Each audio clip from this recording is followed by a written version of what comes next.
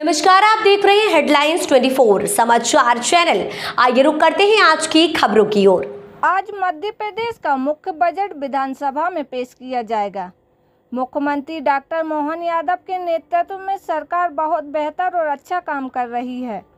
प्रधानमंत्री नरेंद्र मोदी के नेतृत्व में पूरा देश उन्नति की ओर बढ़ रहा है।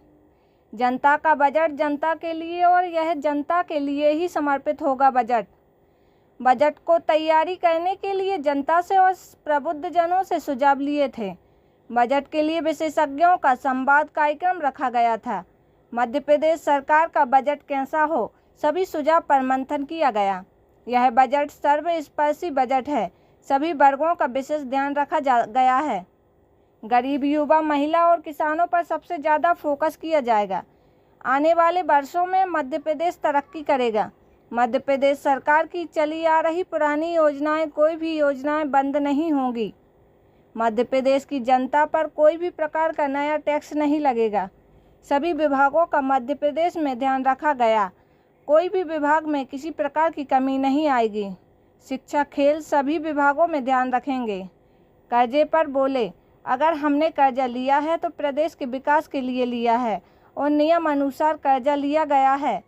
कर्जा भुगतान समय समय पर किया जाता है। नमस्कार, सभी प्रिंट मीडिया, इलेक्ट्रॉनिक मीडिया के हमारे सभी साथियों को मेरी ओर से बहुत बहुत बधाई, शुभकामनाएं, मंगल कामनाएं।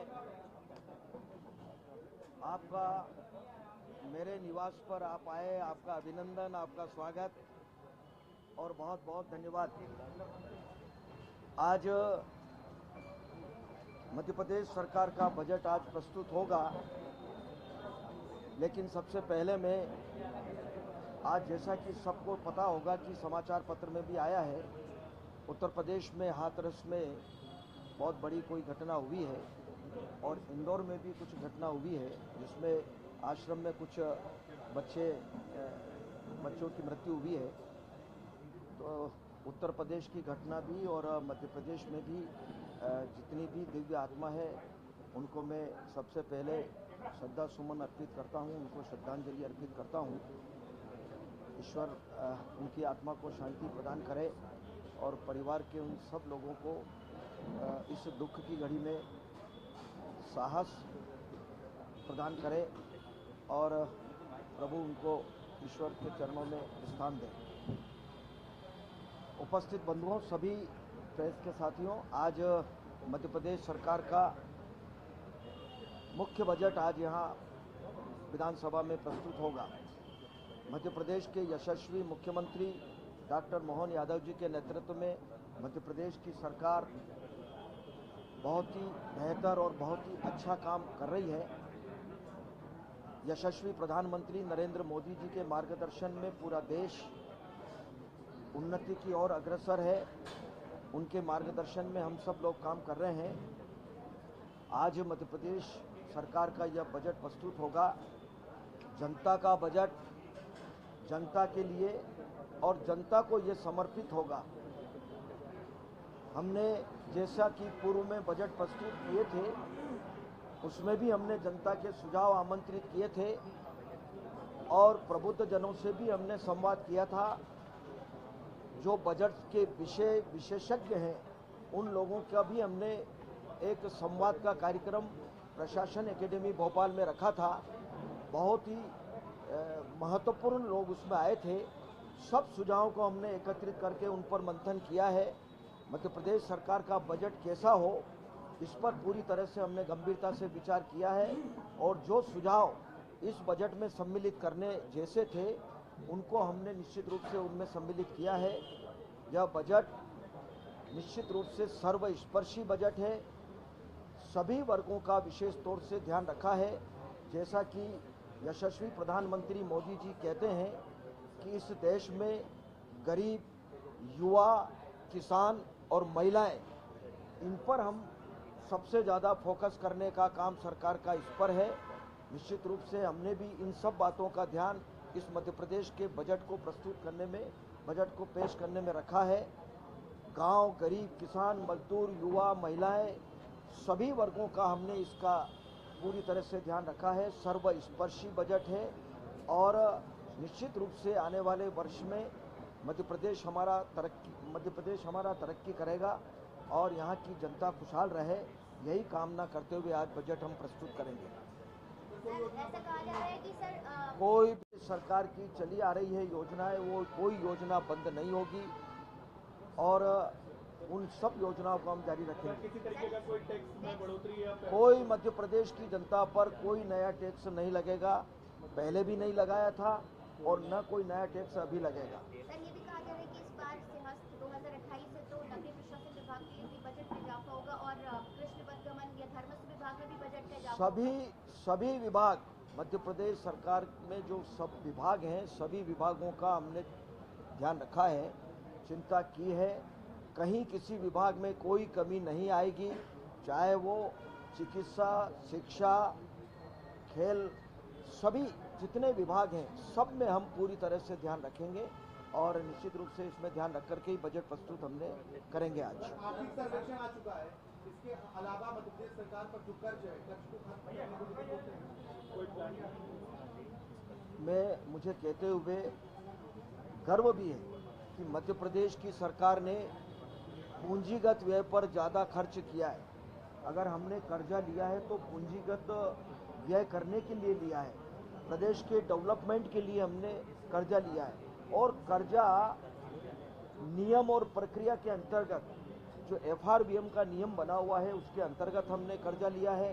भारत सरकार की परमिशन उसमें लेना पड़ती है और कर्जा बहुत कम समय के लिए नहीं, कर्जा हमेशा बहुत लंबे समय के लिए लिया जाता है, तो निश्चित रूप से उसके देने की प्रक्रिया जो रहती है समय समय पर हम पूरी करते हैं।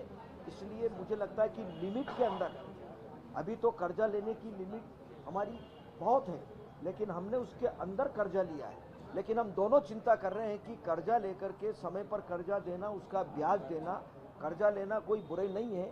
मुझे लगता है कि हिंदुस्तान की जितनी सरकारें चल रही है प्रदेशों में, सब सरकार कर्जा लेती है, लेकिन सरकार कर्जा ले और कर्जा लेकर के प्रदेश की जनता की, राज्य की जनता की चिंता करके उनकी सड़कों के लिए प्रबंध करे, सिंचाई का प्रबंध करे, पेयजल के लिए प्रबंध करे, भवन बनाए, मेडिकल कॉलेज बनाए, स्कूल बनाए, कॉलेज बनाए, डेवलपमेंट के लिए पूंजीगत व्यय करने के लिए अगर लेते हैं तो मुझे लगता है इसमें कोई बुराई नहीं है।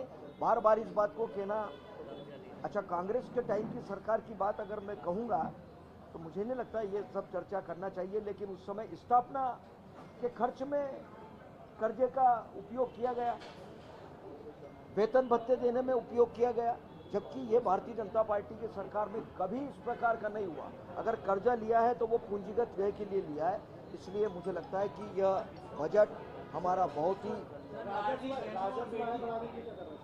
कर रहे हैं। सभी विभाग हमारे जो रेवेन्यू डिपार्टमेंट हैं, चाहे वो GST हो, चाहे वो माइनिंग हो, और भी नए नए नवाचार करने का हम प्रयास कर रहे हैं।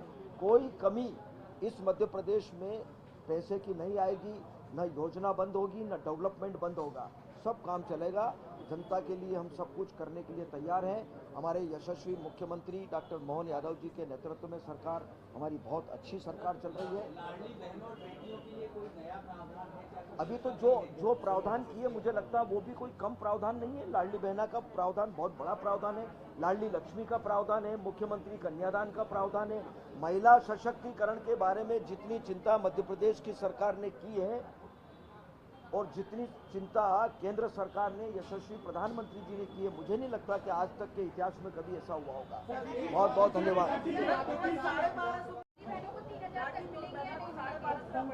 संकल्प पत्र 5 वर्ष के लिए होता है। संकल्प पत्र कोई 1 महीने 2 महीने के लिए, साल भर के लिए नहीं होता है।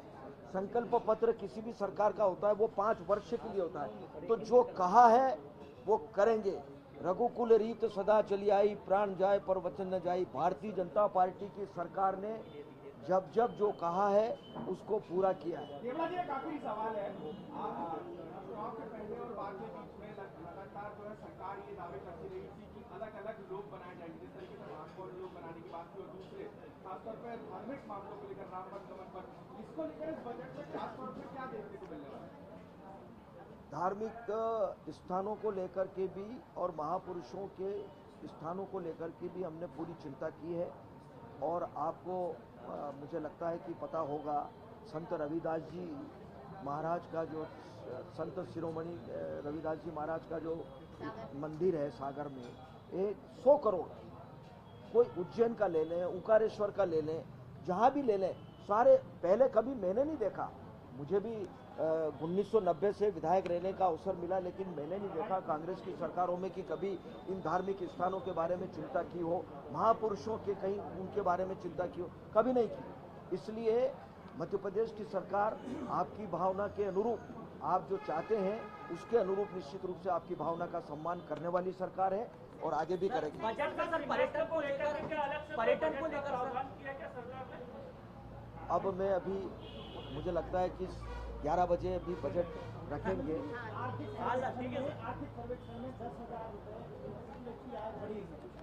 बड़ी हमने बिल्कुल निरंतर प्रगति की, हमने लगातार हमने इन सब मामलों में जीडीपी वगैरह में, हमने प्रति व्यक्ति आय में, सब में हमने बढ़ोतरी की है। तो मुझे खुशी है आप सब लोग रहेंगे, इसलिए आपका धन्यवाद।